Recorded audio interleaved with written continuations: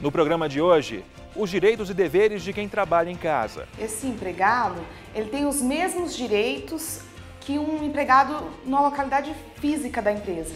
Empresa é condenada por consultar órgãos de proteção ao crédito antes de contratar. Essa busca de informações dos empregados de histórico creditício, quando não é feita especificamente para você que está comprando uma mercadoria, quando você está buscando algo no mercado de consumo, ela viola a sua privacidade. E hoje é dia de teatro no quadro Agenda Cultural.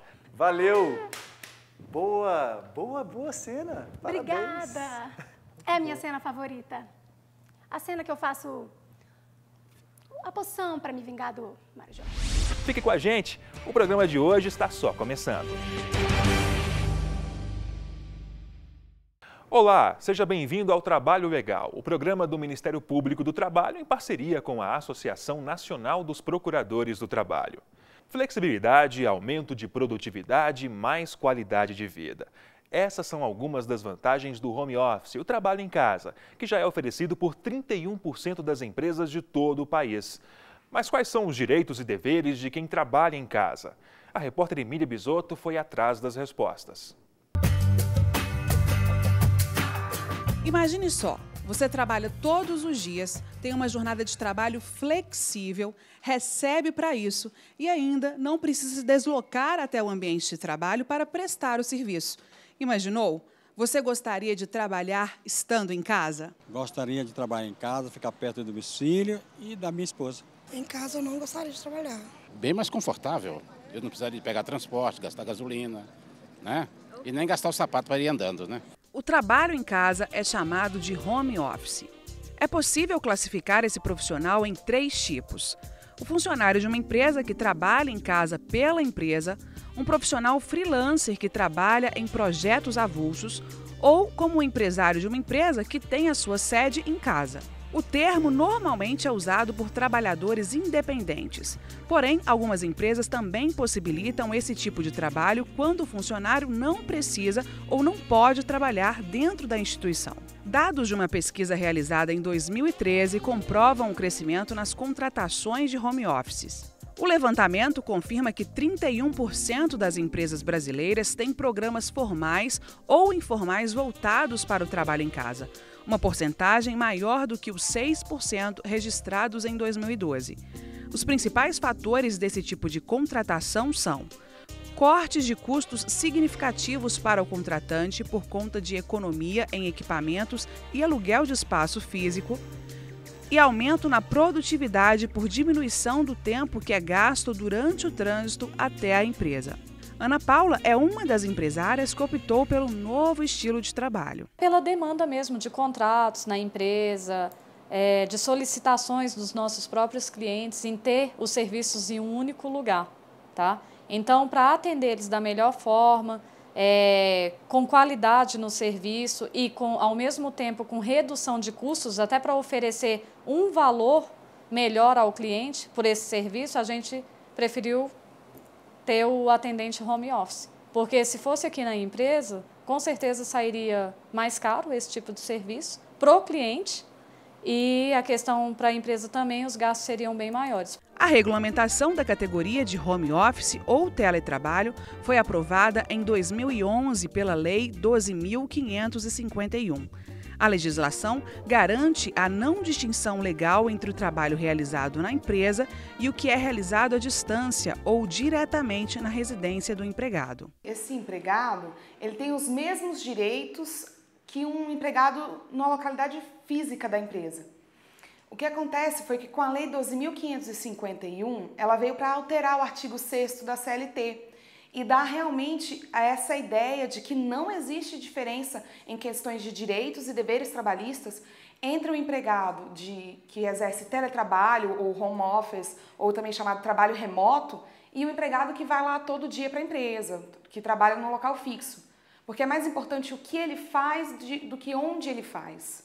E aí ele tem os mesmos direitos. Férias, 13º, ele tem direito ao descanso semanal, e isso tudo é muito importante. O Rafael trabalha de casa há 9 meses, o que, segundo ele, é um privilégio. Mostra também uma confiança da empresa em relação ao empregado, né? Porque não é todo mundo que tem um perfil para trabalhar como home office, tem que ter a mesma disciplina que você tem trabalhando na empresa normalmente. E para mim é um privilégio poder trabalhar em casa e poder economizar um tempo do meu dia para fazer algumas outras atividades além do trabalho.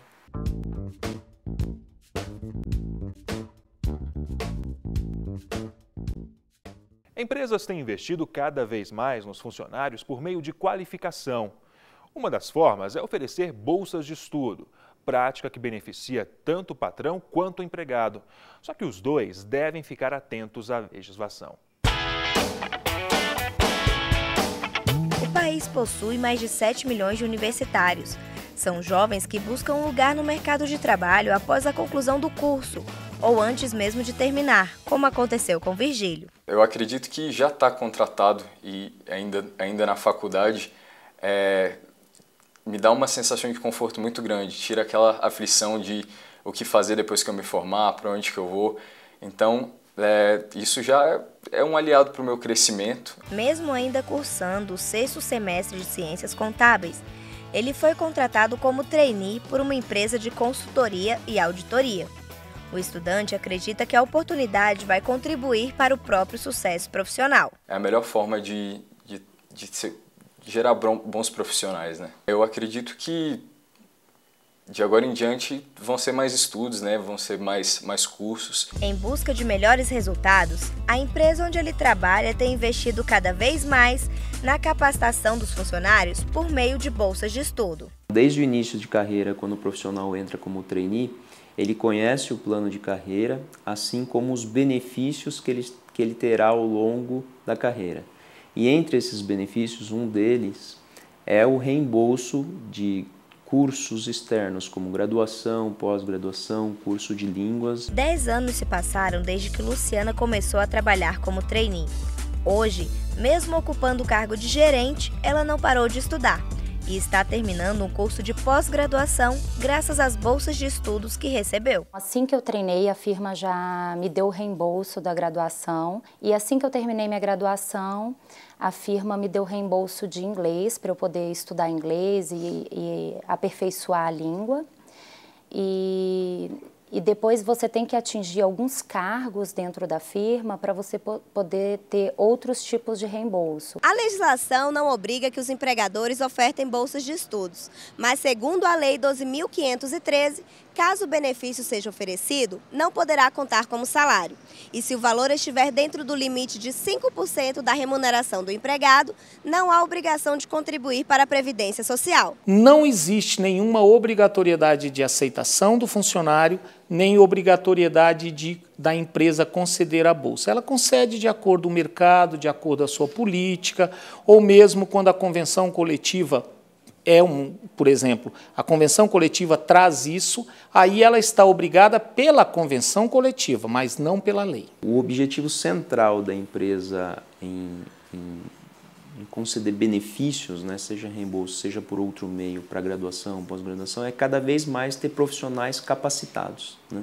Capacitados para atender nossos clientes da melhor forma possível. Ainda de acordo com Fabiano, além da vontade de estudar, é preciso que o funcionário mostre à empresa os impactos da capacitação. O profissional precisa buscar interesse, curiosidade, vontade de crescer e, obviamente, ele precisa buscar um curso que esteja alinhado às atividades da empresa, né? A seguir, a empresa que consultava órgãos de proteção ao crédito antes de contratar é condenada pela Justiça após denúncia do MPT. A gente volta já.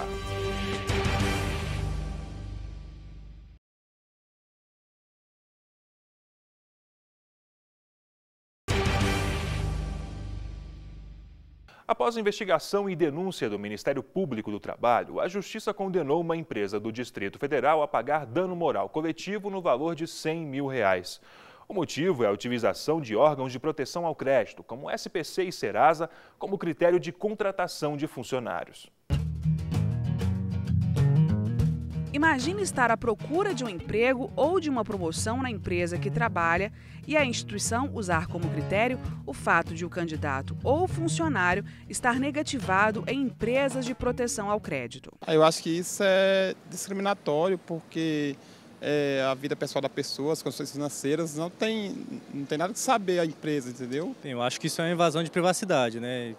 O SPC não foi criado para esse propósito. Acho interessante até porque se não é uma pessoa que tem um bom nome, né, um bom pagamento, honra com as suas contas, né, e como é que ele vai ser um bom funcionário também? A empresa Boni Projetos e Serviços de Riscos Secundários foi multada em R$100 mil por danos morais coletivos após a investigação do Ministério Público do Trabalho, que constatou o privilégio de funcionários que não tinham registro negativo em empresas de proteção ao crédito. A empresa justificou o procedimento como preventivo para oferecer mais segurança à transportadora. A instituição analisava o perfil do funcionário e o classificava para repassar cargas de maior ou menor valor de acordo com o status financeiro do empregado. O procurador Carlos Eduardo Brizola, responsável pela ação, afirma que esse procedimento viola a privacidade do funcionário. Não é o fato de uma pessoa ter uma dívida, de uma pessoa ter alguma parcela de uma prestação vencida que a torna por natureza... que passe a trazer essa pessoa uma desconfiança, que passe a significar que essa pessoa não é confiável para o trabalho. Essa presunção é uma presunção discriminatória. E essa busca de informações dos empregados de histórico creditício, quando não é feita especificamente para você que está comprando uma mercadoria, quando você está buscando algo no mercado de consumo, ela viola a sua privacidade. Processos seletivos que não dizem respeito à habilidade do candidato são considerados discriminatórios. A questão da discriminação, ela envolve exatamente essa razoabilidade que não é observada. Você utiliza um critério que não é razoável, um critério discriminatório, para uma situação totalmente incompatível com o trabalho. Algumas profissões têm regulamentação específica.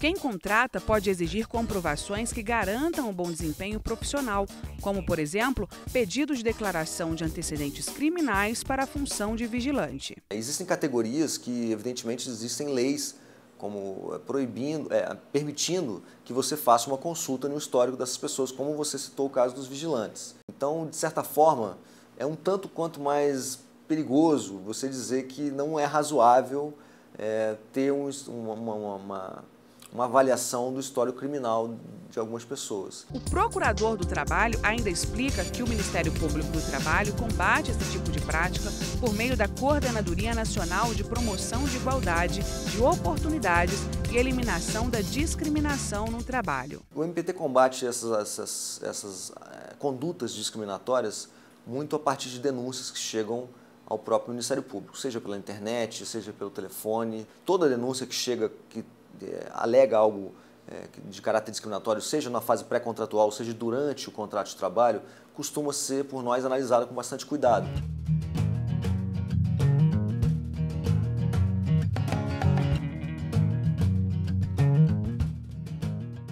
Agora você fica por dentro das ações do Ministério Público do Trabalho com a revista MPT. MPT e SDH firmam acordo. O Ministério Público do Trabalho e a Secretaria de Direitos Humanos vão combater o trabalho infantil em obras da construção civil.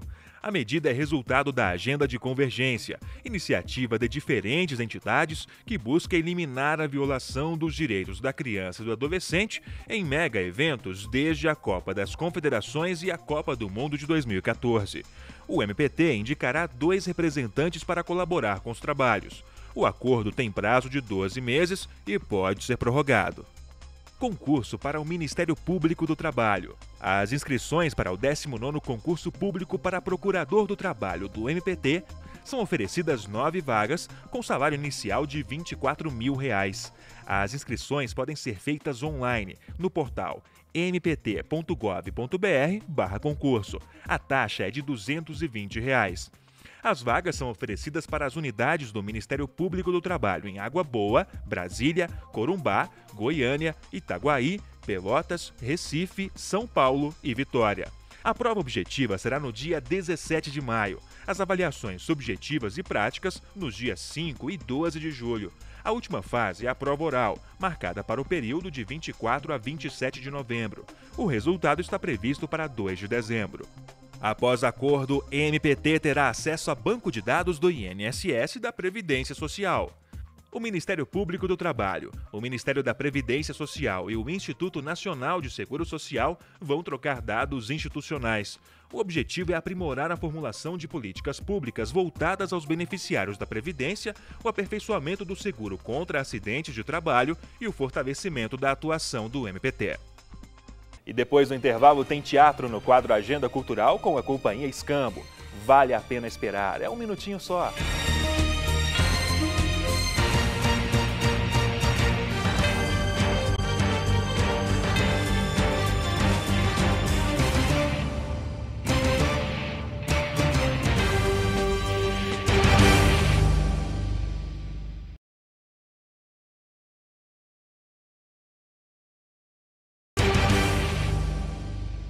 A Companhia Teatral Escambo é a convidada de hoje do quadro Agenda Cultural.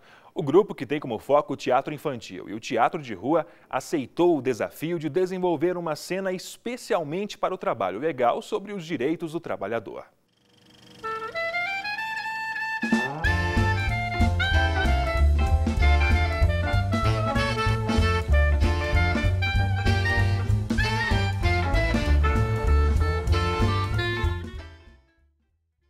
Hoje é dia de teatro no quadro Agenda Cultural e o cenário escolhido é um laboratório de química. Já já você vai acompanhar a cena De Olho nos Meus Direitos, da CIA Teatral Escambo, que já está aqui ao meu lado. E antes da gente começar o nosso bate-papo, eu queria que cada um se apresentasse. Meu nome é Letícia Medina, sou atriz do grupo desde 2011. Eu sou o Thiago de Moraes, ator também do grupo. E eu sou o André Miller. Letícia Souza, atriz e também produtora do grupo. Letícia, quando surgiu o grupo? O grupo surgiu em 2011, né? Mas a gente já vem trabalhando junto há muito tempo antes. Na verdade, a gente já trabalhou num grupo de teatro infantil, lá de Sobradinho, que é o Grupo Carlitos, que foi quando a gente se conheceu em 2004, Sim. né? E aí depois a gente conheceu a Letícia, começamos a trabalhar juntos no Grupo GTE, em 2009, e por vários motivos o grupo acabou se desfazendo, mas como a vida tem dessas coisas, a gente acabou se encontrando de novo, se reunindo de novo e formando agora o Escambo. Mas antes da criação do Escambo, cada um tinha um projeto especial, ou um projeto próprio, então, né? Na área do teatro. Sim, sim. A gente veio, né, cada um de caminhos diferentes e, na verdade, foi meio que isso que acabou desfazendo o nosso antigo grupo GTE, né? Cada um foi seguir seus projetos pessoais, mas acabou que a gente gosta muito de trabalhar junto e a gente trabalha bem junto, então a gente... Retomamos o trabalho aí, voltou. E qual é o foco do Escambo? É teatro infantil? É o teatro de rua? É comédia? Como funciona? Como é? A gente trabalha com teatro de rua nas extensões desde o infantil, que a gente fez uma última temporada agora, recentemente ano passado, e também teatro adulto, né? Desde que a gente começou com o espetáculo da rua, que a gente vem, né, se encantando com o universo e a questão de sair fora do eixo, né, ir para áreas mais periféricas mesmo, apresentar o teatro a quem ainda não teve acesso, isso está muito presente na nossa filosofia. Vocês ainda fazem teatro de rua? Sim. Sim, é o nosso carro forte, vamos dizer assim. E tem a ideia também de trazer temas que causem questionamentos, assim, a gente quer acabar com opressões, então, às vezes, o espetáculo é focado em gêneros, para falar sobre submissão, ou sobre opressão, ou sobre algo que lute contra a opressão, enfim, o trabalho também tem um foco social, né? Assim, a gente tem uma proposta social. Então vocês se dividem entre o teatro de rua e o palco? Sim. Mas o palco no teatro de rua é na rua. É na rua. É a mesma coisa praticamente. Exatamente. Sim, a gente foge do modelo italiano tradicional, né? Muda um pouco o público. Palco, a gente tem, na verdade, a gente abre o leque para todo o público, né? Para todo e qualquer transeunte, independente da sua classe social, ele vai ter acesso, né? E a gente procura, na verdade, ir a lugares em que a gente meio que sabe, né, que é sabido, né, por toda a sociedade que não tem muito acesso. Por exemplo, locais que não tem um teatro, né, o teatro tradicional, físico, teatro né? físico. Então a gente vai apresentar, a gente cria, né, o nosso palco na rua, leva o cenário para a rua, com todo figurino, maquiagem, todos os adereços que a gente usa no teatro, vamos dizer, tradicional ou de palco. É um trabalho de conquista, né? Então, e são muitas coisas em jogo, né? Um espaço que não é para o teatro, mas que você tem que propor um jogo ali. E o público pode não querer ficar para assistir, porque tem uma rotina, né? Sim. No dia a dia, então às vezes não cabe aquele espaço ali, naquele momento, pô, não vou poder assistir. Então, às vezes, não conquistar essa atenção, que é muito difícil nesse vínculo. Imagino. Manter esse vínculo, né? E fazer essa brincadeira, né? Porque é uma coisa bem irreverente. Por mais que você tenha uma estrutura ali, um roteiro, você às vezes lida com cenas que fugiram um pouco do um cachorro entra, um bêbado passa, chove, entra na cena. Isso chove. dá material de trabalho para improviso, material e informação que você pode aproveitar, né? E vocês vivem do teatro? Dá para viver do teatro? Como é que é? Vocês veem o teatro mais como um hobby ou um trabalho mesmo? Assim, a gente tem um sonho muito lindo, especialmente quando a gente entra na faculdade, né, de vou viver de arte, é tudo muito bonito, mas assim, não é tão prático, porque na verdade às vezes a gente fica dependendo de determinado edital abrir, de determinado projeto, porque é uma carreira muito instável. Então a gente precisa também de um maior apoio assim, governamental, né, mais investimentos na área cultural, para que a gente realmente possa investir mais na profissão e realmente viver dela. A equipe do Trabalho Legal desafiou a CIA de Teatro Escambo a produzir uma cena especialmente para o programa. E esse desafio, como é que foi? Foi difícil? Foi fácil? Meio termo? Então... Foi interessante, porque justamente ao escrever o texto, a ideia era justamente pensar, poxa, esses direitos trabalhistas, né? Essa ideia mesmo de que o ator muitas vezes não tem esses direitos, né? A gente tem esses trabalhos esporádicos, esses projetos, e aí, né? Enquanto atriz eu não tenho o meu contra-cheque, o meu 13º, férias e tal, né? Então, apareceu essa personagem que acaba achando tão maravilhoso ter uma profissão onde ela tem tudo isso, que ela acabou confundindo, né? O mundo real, né, dela, da atriz, com o do personagem. Então, foi interessante, foi divertido fazer. Eu espero que seja divertido para quem vai assistir. Bom, e o resultado desse trabalho você confere agora. É a cena De Olho nos Meus Direitos. Mário Jorge, Mário Jorge. Não se preocupa não, Mário, porque depois que você tomar este coquetel vitaminado, você nunca mais vai acordar do seu sono profundo. Valeu! Boa cena. Obrigada. Parabéns. É a minha cena favorita. A cena que eu faço a poção para me vingar do Mário Jorge. Sei. Olha, tá aqui o seu contra-cheque. Confere pra gente, por favor. Claro, opa. Certinho aí, né? Não tá certinho, não. Tem um erro aqui. Bem aqui, tá vendo? Aqui não consta meu adicional de periculosidade. Adicional de periculosidade? Como assim? Sim. Não tem perigo nenhum aqui, não. Não, como cientista nessa cena, eu lido com muitas substâncias de risco, né? Situações. Olha, substâncias radioativas, materiais ionizantes e inflamáveis. Então, não tem o meu adicional aqui. Não. E tem mais também. Aqui não contam as minhas horas extras. Não tem aqui. Que horas extras? Não teve. Ora, como uma cientista dedicada, eu passo bem mais do que 8 horas por dia e 40 por semana, preocupada em desenvolver uma pesquisa incrível. Né? Olha, então, você tá trocando. Pera aí, só um minutinho que eu vou te explicar. Aliás, eu passo noites em claro e aqui não tem meu adicional noturno. Noites em claro aqui, mexendo nesses compostos. Pera aí que eu não vou... Não consta. Não, você tá... Vamos fazer o seguinte. Tem mais. Essa data aqui, ó.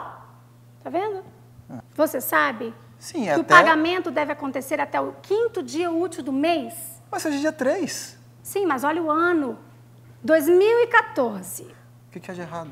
Nós estamos em 1990. 90. Né? 90, aqui mexendo nos compostos. Nós estamos em 90? Sim. Entendi. Eu vou fazer o seguinte, eu não posso me estressar? Não posso. Eu vou passar mais tarde para pegar o contra-cheque corrigido, tá bom? Tá bom. Passo mais tarde. Eu não posso nem ficar nervosa, sabe? Eu tô grávida, então vou fazer um exame pré-natal. Você tá grávida? Como assim? Você tá grávida? Poxa, você não presta atenção na história, né? Eu tô grávida. O Mário Jorge me engravidou. O Mário Jorge? É, o Mário Jorge, aquele... O Mário Jorge. Entendi. Não, Pois claro, você vai fazer o pré-natal. Mas tudo bem, porque ele não vai ficar barato, não. Além dele tomar a minha poção, o Mário Jorge vai ter que me pagar uma pensão. Claro. A gente vai precisar de outra atriz. Ah, e não se esqueça, porque depois que eu tiver o parto, ainda tenho 150 dias de estabilidade. Claro, claro. Eu tô de olho nos meus direitos. De olho. Claro.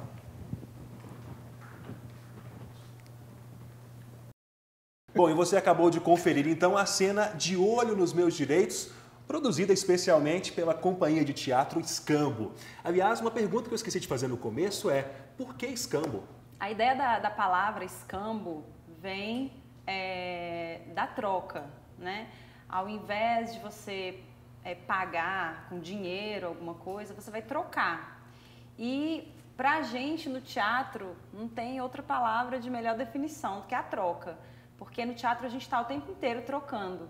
Seja entre a gente, nós atores estamos trocando, e também com o público. Trocando experiências, trocando saberes, trocando ideias, enfim. Então, a ideia do nosso grupo é poder sempre estar fazendo essa troca, tanto entre nós, os atores, quanto entre o público e a gente. O grupo é formado por vocês 4 só, né? Isso. E quem quiser conhecer um pouquinho do trabalho de vocês, o que pode fazer, onde encontrar? Então, pode entrar no nosso blog, que é escambociateatral.blogspot.com, ou também pelo Facebook, né, que é Escambo Cia Teatral.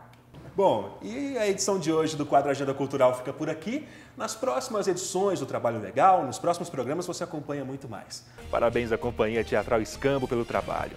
E você pode enviar sugestões de pauta, críticas e sugestões para o e-mail trabalholegal.pautas@gmail.com.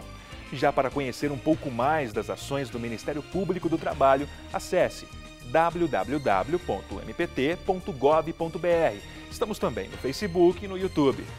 O programa de hoje termina aqui, mas na próxima semana tem mais. Até lá!